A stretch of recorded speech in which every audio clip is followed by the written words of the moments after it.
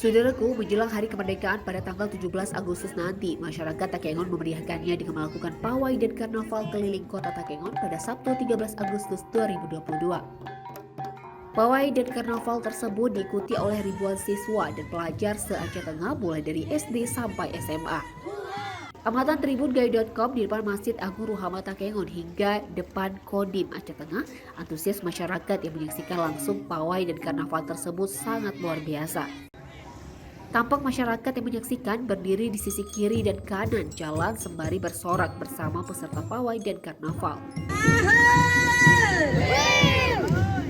Karyati, masyarakat yang datang untuk menyaksikan pawai dan karnaval itu mengatakan jika ia sangat senang dengan diadakannya pawai dan karnaval ini.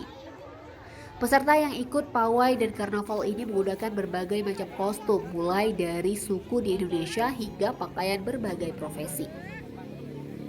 Seperti pakaian adat Gayo, Jawa, Batak, hingga Papua dan macam lainnya. Serta pakaian profesi seperti polisi, TNI, nelayan, dokter, jurnalis, dan berbagai macam profesi lainnya. Syifa, pelajar dari SD Negeri 1 Takengon juga mengaku senang sekali bisa ikut pawai dan karnaval ini meski ia juga merasa lelah karena berjalan melewati rute yang dilalui. Senang bang, tapi capek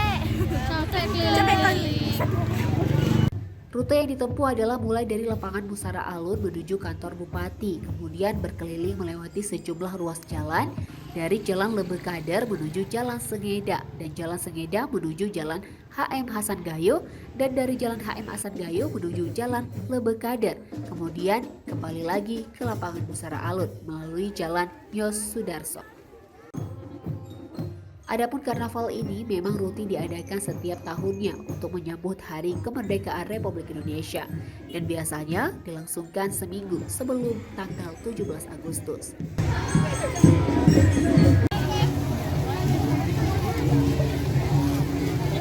Dari Aceh Tengah, Bagus Setiawan, Tribun Gaya TV.